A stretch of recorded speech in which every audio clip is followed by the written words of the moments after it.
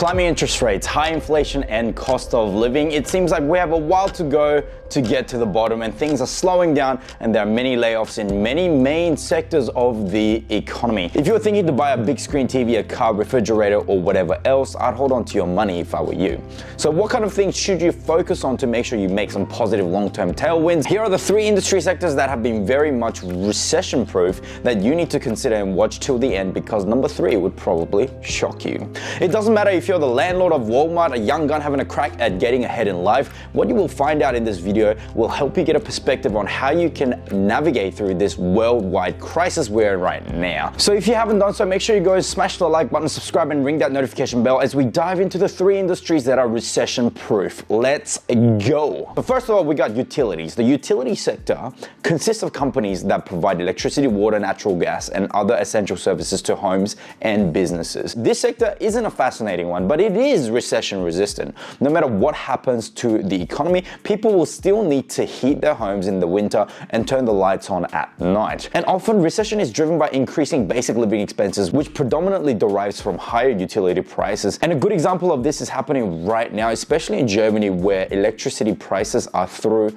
the roof. And what is more is that utility companies are hard to set up as a startup. So startup companies shy away from high barriers to entry. The market share and the profits of existing utility companies are well protected and often with government involvement. And building the infrastructure needed to deliver gas, water, or electricity is quite expensive, and the industry is highly regulated by the governments around the world. And of course, thanks to the recurring nature of the business, the sector is also known for paying reliable dividends. And so if you're looking for the best utility stocks, names in the utility select sector SPDR fund XLU provide a good starting point for your further research. And to kickstart your research, take a look at their chart, because even through the toughest times of the economy, they have consistently performed very, very well. Second is healthcare. This should be obvious. People get sick, and health is important whether you have or you don't have money. This kind of stock is called defensive stock, and they are called that because their growth often does not depend on the health of the economy, rather the health of the people, which is arguably getting worse because of all the junk food we eat. But at the same time, the sector offers plenty of long-term growth potential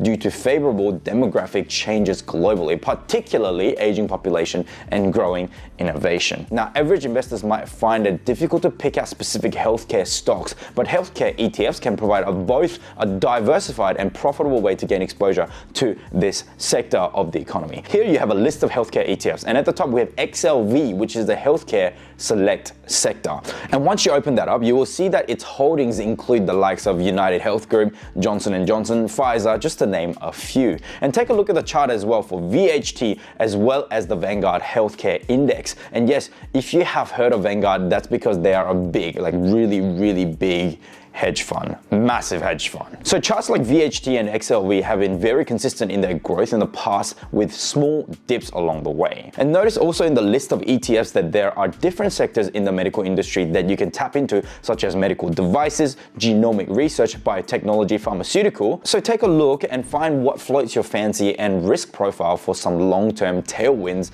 in this massive sector of the economy. And last but definitely not the least is number 3, real estate. And no, I have not gone crazy. So let me explain why I say I haven't gone crazy. Because people watching this would say that the prices are coming down and the interest rates are too high and the market out there is far too competitive. However, between 1978 and 2021, there were 10 distinct years where Fed funds rate has increased, and within these 10 identified years, US private real estate outperformed stocks and bonds 7 times, and US public real estate has outperformed 6 times. So it's about the selection rather than fueling your purchases through FOMO and emotional impulses. A good deal will always be a good deal. Just remember, you make your money on real estate on day one, and it's always much, much harder to buy well than it is to sell well. And of course, real estate investors will also get to earn a steady income through rental, which is expected to rise as inflation will remain high for a little bit longer. So how do you invest in real estate? Because not everyone can keep up with the increasing prices, and not everyone has a cool 6 figures during during the recession to make a purchase on an investment property? Well, not to worry, because there are plenty of real estate investment trusts, REITs, which is kind of like the ETF of real estate, where you can fractionally invest into companies that make money on large investment projects in real estate. So as for Australia, you can check out REITs like VAP, who by the way has been giving out 6.10% in dividends in the last 12 months alone. Or check out big companies like Charter Hall, who does massive projects like office towers, retail, and other major property developments across Australia. And of course, if you thought Bill Gates buying up all of the US agricultural land had a massive point and you want part of that action, then there is an ETF for agricultural land exposure too. And it looks like Bill Gates clearly knew what he was doing when he became the largest agricultural landholder in US, and don't think you are too late for this, because he is actually still buying. Or why not mix and match, like buying medical real estate REIT? Well, we've already identified that medical is a good industry to invest in during this recession. Well, why won't we marry up medical and real estate together? Recession doesn't have to be all doom and gloom, guys. Just put your thinking caps on and stay employed. Keep a rainy day fun and look for good opportunities. Make sure you like, share, and subscribe. Thank you.